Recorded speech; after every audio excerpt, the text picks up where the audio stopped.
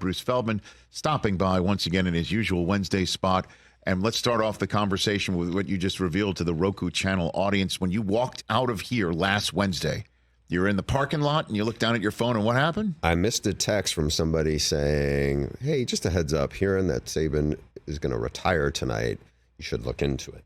Well, I made some calls. Nobody could confirm it at that point. Now, what I think we knew was, in retrospect, was he wanted to tell his team first. Once that happened, then the news was fair game. So was there any sense at all during the season that this could be his final There's season? always a speculation that was going to happen at some point, right? That he eventually wants to go work at ESPN and be on TV and talk about the game and the grind of being a college football coach, especially in this day and age with the transfer portal and NIL and all the stuff that comes with it.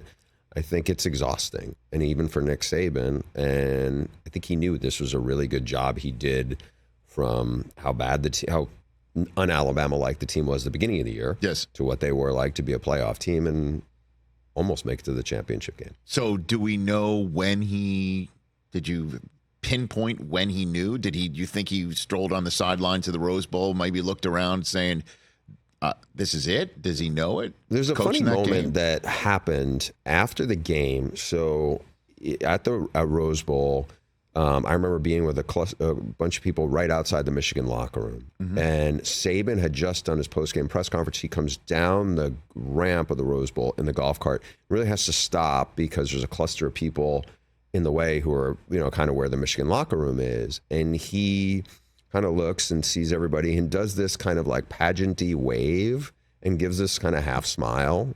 And I remember thinking, well, that was not the expression I was expecting from Nick Saban. I was kind of almost expecting the famous Urban Meyer lose to Michigan State pizza box look, right? Yes. Where it's just defeated and disgusted and all those other things. And I was like, that was I remember the expression of Saban. And look, I brought that up when I was trying to confirm last week, I don't know, about 7 days ago at this time, to somebody. I was like, I wonder if he knew at that point then I just coached my last game, and my guess is he probably did. Right, sure, don't you think?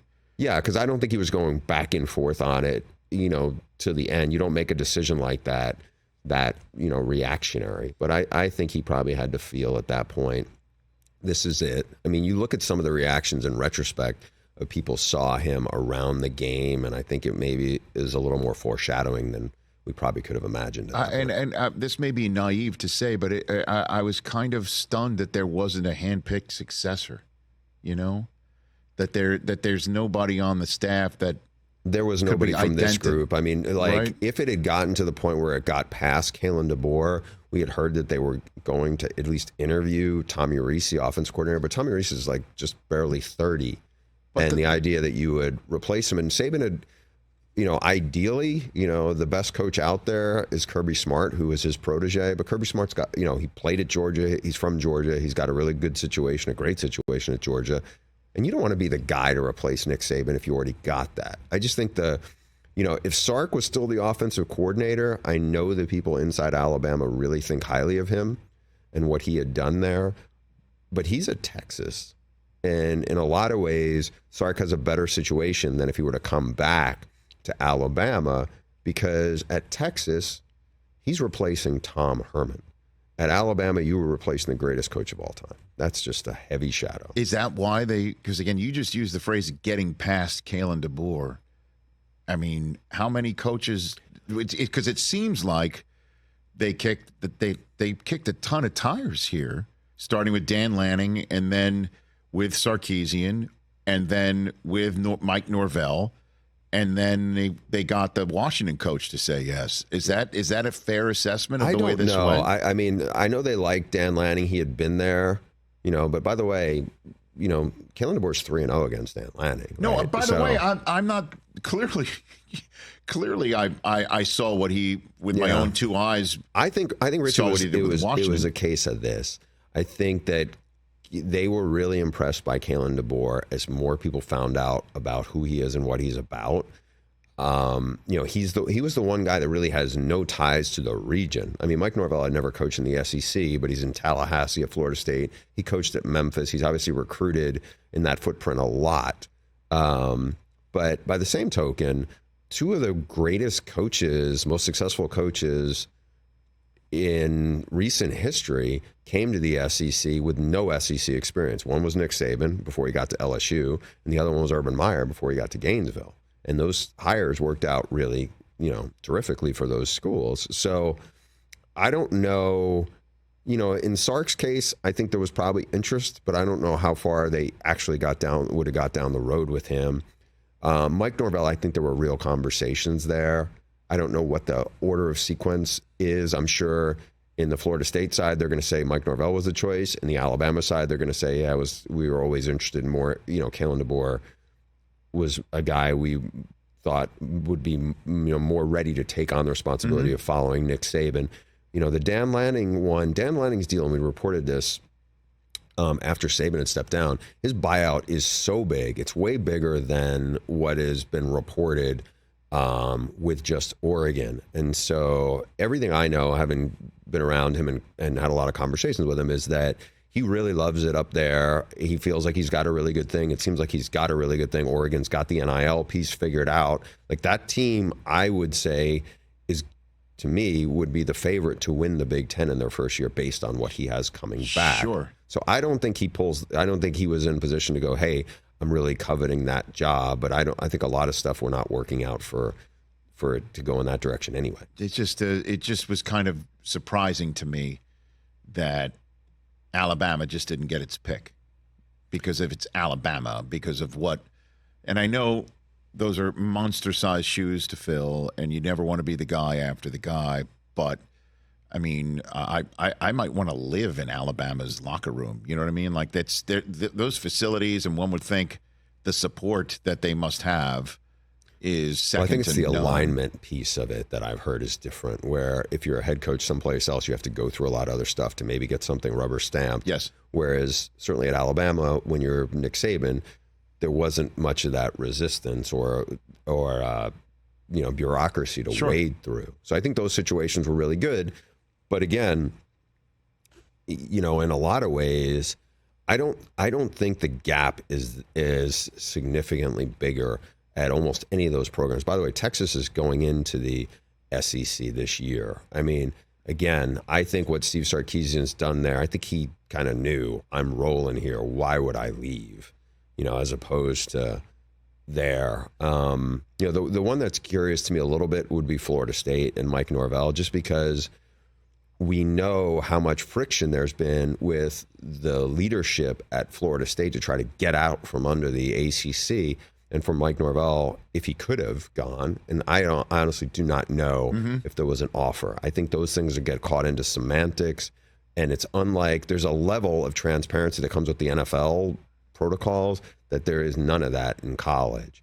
So, and I think, Greg Byrne, the AD, I think if you had asked him, I'm sure he respects Mike Norvell. I get the feeling he's very, the more time he spent around Kalen DeBoer, the more he probably feels very confident he's got the guy. Bruce Feldman from Fox Sports and The Athletic here on the Rich Eisen Show. You just mentioned Texas. Quinn Ewers announces he's staying. And I'll be straight up. I'm not looking to stir anything up here. I really am not. But straight up, I would not have thought Arch Manning would go to a school where he would sit for 2 years. I just didn't think that in a million years. And that's the way it looks like it's going to be. Yeah, that's cool? Like that, there's nothing. I don't think the Ewers staying was a surprise to anybody, kind of who'd watched him. Because it wasn't, there's nobody I know, and this goes back to coaches who played him this year, who thought Quinn Ewers was going to come in and be a top 15 pick after what he did this year. Like, he's talented, and he was hyped significantly coming out of high school. But I don't think anybody looked at it and go, oh, yeah, he's going to go in there and crush it, and then he's going to bounce as soon as he can to go to the NFL. I mean, this is a deep quarterback draft, because you obviously have Caleb, you have Drake May, you have the Heisman winner who's made leaps and bounds at LSU since he's been there, in Jaden Daniels. You have J.J. McCarthy, who's definitely talented. There's a bunch of other guys in there who are really good quarterbacks. I mean, to think that Quinn Ewers would have, maybe he would have been the fifth quarterback, I don't even know that. Oh, this has nothing to do with Quinn Ewers' choice. It's got to do with, I never thought Arch Manning, when he said he's going to Texas, would be sitting for 2 years. I just didn't think, or that the Mannings would be cool with it, or that was part of the plan going in. But then if that's the case, then go to a smaller program where your competition isn't as such, where you're like, I think, playing at the level he played at, it wasn't like he was playing at Mater Dei or St. John Bosco or one of these programs that is playing incredibly high level competition every week in high school football. I mean, everything I had heard is Texas likes Arch Manning, but he had a lot of area to grow in terms of consistency, what they'd see practice to practice. I think this is a really good thing for Arch Manning to sit for another year and keep developing, because I think if a different case would have been, okay, does he want to transfer to Tulane? I'm not saying this was ever a mix where like Ty Thompson, the backup at Oregon, decided to go, where you have a program where the quarterback who just came from there, Michael Pratt, who I think will be a good NFL quarterback, but it's home. You're at a good program right now. There's a really good coach in there in John Sumrall, and you can see what happens. But I think there's a lot of quarterbacks when you are totally unproven in college football. What you did in high school doesn't carry that much weight no matter what your last name is. I mean, Malachi Nelson was a quarterback who ESPN ranked as the top player in the last recruiting class, was a 5-star guy, went to USC. He wasn't going to have huge offers once he transferred out of USC because he didn't have anything to show for it. It wasn't like they were raving about what he did there. He's going to Boise State. The other guy who was a 5-star guy who's played more, certainly more than Arch and Malachi, Dante Moore, but had a bunch of pick sixes at UCLA. He's going to Oregon, but he's going there knowing he's going to be the backup, and he's going to sit there for another year and just try to learn and develop. So I think what's happened in the portal is, it's great you were a 4 or 5-star guy out of high school, or it's great you had this big reputation. But if you don't have film in from real college film, I think people are like, we need to see something from it before they're going to say, hey, we trust you to run our program. Well, listen, obviously, who am I to tell the Mannings about quarterback development? Obviously, they are expert at that, and certainly when it comes to one of their actual flesh and blood, I am sure they know what is best. I'm just, again, kind of surprised that Arch Manning would be sitting. At some point, he's going to play, right? Yeah, he's going to have to play. And because we keep talking about, of course, Caleb Williams is going to declare. Of course, I get why J.J. McCarthy is going right now, because anybody who goes now starts the clock towards potentially excelling and getting that second contract that would make NIL money look like chump change in the NFL. And who knows that better than the Mannings as well? At some point, Arch is going to have to start this clock. I think unlike a lot of the other people we're talking about, I'm guessing, and I don't know their finances, Arch Manning is not going to need to work to, I get it. They've got generational money already, around him. I think the best case for him is, and obviously they know better than me, but the best case for him is go somewhere where I can be developed. And then I will be sort of like, and the other thing is, Quinn Ewers has been banged up, had shoulder injuries the last 2 years where he's missed time. So it's not to say he can't get on the field next year. I think the point is going to be keep learning, keep developing, because he definitely had a lot of stuff to learn and physically develop. And then in 2025, you can be ready to hit the ground running, as opposed to, all right, I just need to get on the field because I'm in some big hurry where I may, take 2 steps back to get on the field. And then I'm someplace where maybe it's not as good around me, or maybe the system isn't what we want. I mean, they obviously chose Texas for a reason.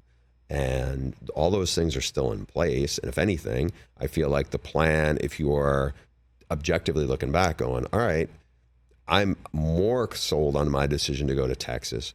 By the way, Malik Murphy, who's throws it better than both of those guys, he's transferred out. He's no longer there. He was the backup. And so I think that cleared a path. Now, if Malik Murphy had decided to stay, then all of a sudden now is Arch the number 3.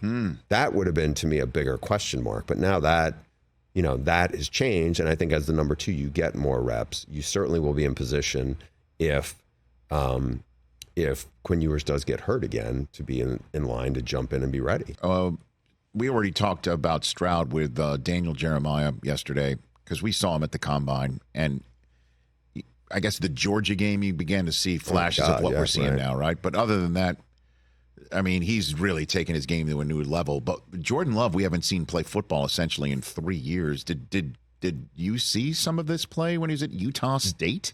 He's a fun story, and just like credit to Matt Wells, who was his coach at Utah State. They were the only ones who really were in on him. And the things I've heard, so his old trainer is now a high school coach in Texas. Mm-hmm. And this guy has actually a big following among like youth training people, and just raves about Jordan's, not just his work ethic, because again, he was like 170 pounds and scrawny as could be, but just his commitment to it, but also how humble and how thankful and appreciative he was for people who worked with him on the process. You know, these guys are not, you know, Matt Wells is now as an assistant coach at Kansas State, but it's not like all of a sudden he's come from this place where it's a star factory, right? You know, he was the guy at Utah State. They had a good program then. And then he kind of drifted into the radar, and a lot of people were polarizing on Jordan Love about whether he was going to be that good. There were a lot of people who didn't think. And I just know from the people who were so rooting for him, you know, I think it was a Thanksgiving weekend maybe game, where Thanksgiving Day game, in Detroit. He went off. Yeah, he did. And there were so many people in his corner because they know what kind of guy he is. Never mind just like, oh yeah, they believed in him, but they know when he got drafted, you know, he called them. Thank you. In all Is that right? Yes. I love hearing that, obviously, because we like people. I mean, hearing how guys who are excelling on the field are people in that respect. And I'm back on the Rich Eisen Show radio network with Bruce Feldman, still here from Fox Sports and The Athletic, was telling a story on the Roku channel about what a good dude Jordan Love is. And there was a video that was a photograph that went viral. It was a photo. Part of the game is that he helped some young lady stuck in the snow. Yep. You know, I guess he was walking out of the facility and somebody was stuck in the snow in Green Bay, and he helped her out of her situation, and she just like took a selfie with the guy who helped, and it just turned out to be Jordan Love of the Packers is about to boat race the Cowboys. I knew the game was over at that point. I knew it was over. You think somebody it was over. You know, it's pretty wild. But just as like, you know, incredibly humble, but still knows the place he came from, right? And the people who, because he was not, most of these guys, you know, certainly not Josh Allen, but most of these guys at some point were like the guy coming out of high school, and everybody worshiped them, and you know, all these coaches wooed them to get in the process. That definitely wasn't him. You know, it was basically Matt Wells at Utah State, and they were the only ones, and he was a scrawny kid who did all this, you know, and still, it's not like he's like Jalen Hurts where he's just like powerhouse, but I think he did all these things that people said, hey, you know, this will help you, and worked along the way. And I know from, especially, you know, one of them who was like one of the trainers he had back then in Utah, just talked about how appreciative, and would, you know, when he gets drafted, hey, I want to thank you for what you did for me. You know, I love that. Utah State versus Iowa State on Saturday night for the right to go to the NFC Championship game. Purdy versus Love. Can't make this stuff up, man. I got Bruce Feldman here on the Rich Eisen Show. What is going on with Jim Harbaugh right now? What are you hearing back in Ann Arbor? There's a conversation about an indemnity clause that's holding up a possibility of him. I don't know if it's holding up a possibility. Like when I first heard that, my thought was some of these things seem so far-fetched that it would be like, okay, we're going to put this out there that when we do move to the NFL, we're like, hey, they were not all in on. And but I don't understand why that would be necessary, because I don't know a single Michigan Wolverine fan that would say when Jim Harbaugh steps to a podium, if he does, in Los Angeles for the Chargers or Atlanta for the Falcons, where he's already interviewed, or wherever, would go, how dare he do that? I don't know of a single one. So why would that be a track covering situation that leads me to believe that this is legit? Like, he does want to go back to Michigan, and something, it doesn't seem like this is a straw man of a clause situation. Jim Harbaugh has always been wildly unpredictable. Right. And, you know, you hear rumblings of people there. I think it's cautiously optimistic saying, oh, Jim wants to come back. Jim is absolutely kicking the tires on the NFL right now, whether it's the Chargers or the Falcons or, How many other? If the Cowboys pop free, right? I mean, Yeah, I mean, does he want to be there? I mean, I think the questions are going to be, is this something that's going to wrap up anytime soon? Like, is it going to be something that's going to, it's not like if it's a college thing, it's like, hey, we got to hire somebody who can't have an open job because the transfer portal, we're going to lose players. Yeah. This is the NFL. It's like a different calendar altogether. So I think if you're Michigan, you just got to be patient with it and know, hey, if he does leave, we got Sherrone Moore, who's beaten Ohio State, won at Penn State. The players revere him. The people around inside the program revere him. And that would be a really good backup plan.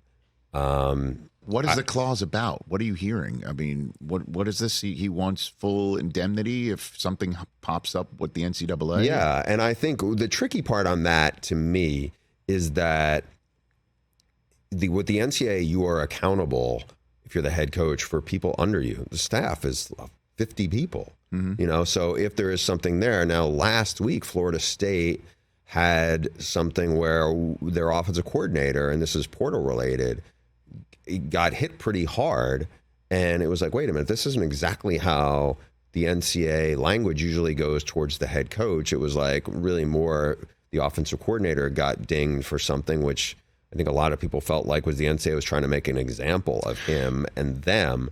So there's so many eyeballs on the illegal signal stealing investigation. By the same token, Jim Harbaugh served a big suspension, like 3 games. I think so. Yeah, but I mean, it was a backloaded schedule. It wasn't like he did not get hit hard by the Big Ten. So who knows what is going to come from that? And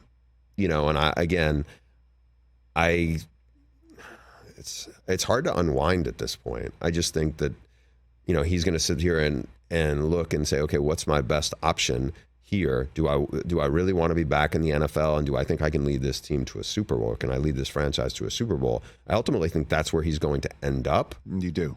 Yeah, I do. Just because it's not like they lost to Washington. He won the national title. Can you say that again? It was just so great that you just. I'm okay, sorry. Yes, but I understand what you're saying, but I also understand that if he does go back, I mean, Saban's gone. Right. Yeah. He has an opportunity if he wants to spend the next 10 years, his final 10 years coaching, if he does want to coach till he's 70, he could wind up like Bo. You know what I mean? But Bo didn't win a national championship. Yeah, that's what I'm saying. Winding up like what I'm Bo, saying yeah. is what I'm saying is not he could be as revered on campus or who is the greatest football coach in the history of Michigan? You mean in the history? I obviously it's both. I mean, it's Schembechler Hall, and there's Fielding Yost. You want to go? Way back here? Honestly, like he can be viewed as the current best college coach there is because he's one right now. Saban's gone. Kirby Smart has got 2. Yeah. So, but he's just put himself in that mix. Michigan. And honestly, if you want to continue saying, the number of Georgia Bulldog fans that I know in my life, who were people who would know Georgia Bulldog fans in my life, who have been very, I think, respectful of my feelings of excitement, that they all do want to say, well, there is the best team in college football that won the last 2 that somehow got, jobbed out of not getting into the Final Four. Like, good luck beating us. Good luck beating us. We lost to Alabama. Those things happen. I mean, so you can have these arguments about there's still things to do at Michigan. And I understand, though, that if he feels that the NCAA is out to get him and that there may be a particular individual from Michigan's past that sits on an infractions committee that has something out to get him for, that he wants some form of a codified protection in a plan if he does come back. I don't think that's happening, though. I don't know how they do that carve out. Again, the people I talked to who are closest to Jim Harbaugh, and this is going back a month or so, said the biggest thing burning in him would be a Super Bowl. And you can't get that in Ann Arbor anymore. You just, it's like he has to go to the NFL. He's going to do it. He came really close before. Again, I wouldn't be shocked if he stayed, but I'd be really surprised. I mean, now, it'd be different if they didn't win the national title last year, if they came close and they lost to Washington. but he's won it. You are going out on top. You dominated the Big Ten. You beat Ohio State 3 times in a row. I mean, I don't think like there's no bigger way for him to leave if you're going to go to the NFL. Like That's true. You know, I feel like he said a couple of years ago when the Vikings thing did not work out on signing day, you know, I'm done looking or whatever. Yeah. And then he interviewed last year and was in the mix for the Broncos. That's part and parcel, though. And the crazy thing is every single one of us in Wolverine, you know, fandom was just like, it's going to cost us. How are we going to get a team on the field? How are kids going to stay? How are we going to win? And the dream came true. It's unbelievable. Bruce Feldman, a few more minutes left with Fox Sports and Athletics. Bruce Feldman here. Caleb Williams waited, it seemed like, to the last second to process his papers. Was there anything going on? No, I think his dad had some thoughts on how he thought this should work. What do you mean? I don't know. There was always chatter about, like, can we get ownership of a team and process? It's just a lot of stuff where it's like, yeah, the NFL doesn't work that way. So they thought there was a leverage play in him. I don't know. In going pro? There was also a part of it, it's like, do I want to go there? You know, you mentioned the Mannings before. Like, obviously that happened, whatever it was, 30 years ago. Well, it was with the Chargers, and they got him to New York. But at this point in time, the Bears hold the pick, and their son is so talented. I mean, Caleb is so talented. Like, he is, but he's going to be a Bear, man. I think he's going to be a Bear. Yeah, and we'll, you know, like, I think the challenge would be, if you come back to USC, you just went 7-5. And you were playing behind a really mediocre offensive line. I don't think that offensive line is going to be significantly better, right? So yeah, you're living in LA, you're taken care of on the NIL front, but if you want to go play in the NFL, you already won a Heisman. I mean, this is it made no sense to stay put. It made just zero sense. He didn't play in his bowl game. But he wasn't. I don't think he ever was going. Okay, so then he waited to the last second, and now. I mean, doesn't that happen all the time, though? Guys like usually like wait, play up the drama. I definitely think. No, I mean, Marvin Harrison Jr. did it last week. I mean, J.J. McCarthy did it Sunday. I think he waited until after they were finished with their celebrations and what have you. I don't recall somebody who was the 1,000%, in my mind, with all due respect to Drake May and whoever's mock drafting him won. I don't recall anybody who was for the surefire first overall best. Like Caleb Trevor Lawrence didn't wait, did he? I don't remember. They also had a lot of drama around his movement after he left Oklahoma. You know, it was like, hey, we're gonna go. We're talking to Chip Kelly at UCLA. Good, by the way, good luck on the NIL front with anything you're trying to get out of UCLA. But also, then it was like, hey, there's a coach that we know in Wisconsin who's going to be the offensive coordinator, and there was chatter about that. Like, it wasn't very. Like smooth. Okay. It was just there was a kind of a bumpy ride before he ended up reuniting with Lincoln Riley, which seemed like it was going to be the obvious move. So what are we going to hear? What are the silly red flags we're going to hear in regards to him? So you know how it works. You know how this works. What are we going to hear? Probably the silliest one I would imagine will be, oh, he paints his fingernails. I mean, it's like... Or he cried in his mother's arms or something like that. Something silly like that when he was all upset about losing. Yeah, I'm sure that'll become a thing for a day or so. I mean, he's super talented. Everybody I know who's worked with him thinks he's really bright.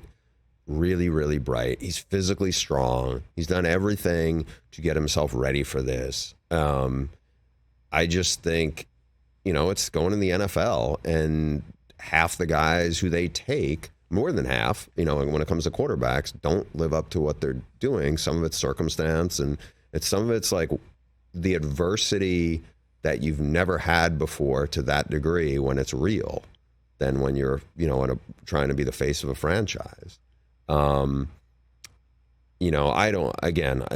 Physically, I don't think they can ding him for anything. Yeah. I just think I'm sure one day somebody will bring up, oh, here's the shots of him in the crowd with his mom sobbing after a game. It's like, look, the guy's, really, invested in his program and everything there. I don't have a problem with that. By any stretch of the imagination. It's just, again, the question is going to be, does he look at the Bears and say, because they blew out their offensive staff. Right, and that's the first thing they're going to have to do. They're going to have to fill out that staff. So do you go bring Cliff Kingsbury in to run the offense? Yes. I mean, Why wouldn't you? Why wouldn't you at least consider it? Would he do it? That's a great idea. I mean, yeah. Set it up for him. And the minute because you're going to have to hire a staff fast. There's a bunch of people, there's a bunch of teams that need OCs right now in the NFL. So you're going to have to go and fill that thing out fast, and that is going to inform us, I think, on what their decision is going to be. Daniel Jeremiah thinks it's absolutely Caleb Williams, and I trust him. My two eyes say it's absolutely Caleb Williams. The eye in the sky tells me it's Caleb Williams. Maybe you get a second-round pick. For Justin? Justin. I think that's high. I mean, they might. I think they'd be lucky to get that. Depends on what Belichick wants to do in Atlanta.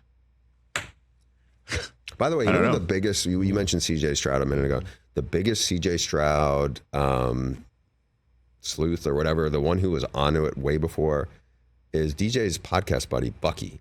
Well, Bucky coached him, when he was in high school and saw him just kind of thrive. So credit to Bucky, because I think he would have wanted to been jumping on the Granger desk more than anybody. Look at him. I've heard this thing Your all year. podcast is brought to you by Trader Joe's. I've heard this all year about Granger. You know what? I'm selling soap too, brother. Thanks for coming on. Thanks for having me. You are the man. That's Bruce Feldman right here on the Rich Eisen Show. Everybody check out his pod and check out his writing in The Athletic. And then when he's back on Fox Sports, he will let us know. Hour number 3, Dolph Lundgren is in our green room. Is he really? Oh, yeah. Dolph Lundgren's here. He's next. He must break you, Bruce. See? Well, you're not done yet. We still have 2 more minutes here. We're still live. He is. That's right. You don't usually stick around to the end of the hour. Dolph Lundgren was a huge thing for we're the same age, when generation when Rocky came out. Is he here yet? Is he physically here? Well, I'm not sure. Actually. I don't know. He might. I think you might be crossing paths. He may break I'm excited about that. He's got a new movie out that he's co-written and he produced it and he's directed it and he's in it. And then he's got I can't wait to talk about this one. He's got a new series that debuts tonight on the Maximum Effort channel called Flip a Coin, where he flips a coin for 30 minutes. And you just flipped a coin right there. You're not selling the soap very good on that. No, one, seriously, right? dude. I'm seriously. He flips a coin for 30 minutes. Malin Ackerman, his fellow Swede, she narrates it. And heads 3 times in a row. Oh, my God. So, yeah, he's coming in here. And please, we're going to have you as much as you're willing to come in here, because there's still so much to talk about with this draft. Because you know at some point Drake May he's going to get pushed up, being talked about. He's worthy of being number 1 overall, too. I think Jaden Daniels will get hyped up. Well, I'm sure that's going to happen. By the way, Cliff Kingsbury going to be the OC in Chicago. Why would you not like that if you're a Bears fan? Hell yeah. And All in on you that. can take Roma Dunze 9th. There you go. Catch the Rich Eisen Show every single day on the Roku channel, 12 to 3 Eastern, for free.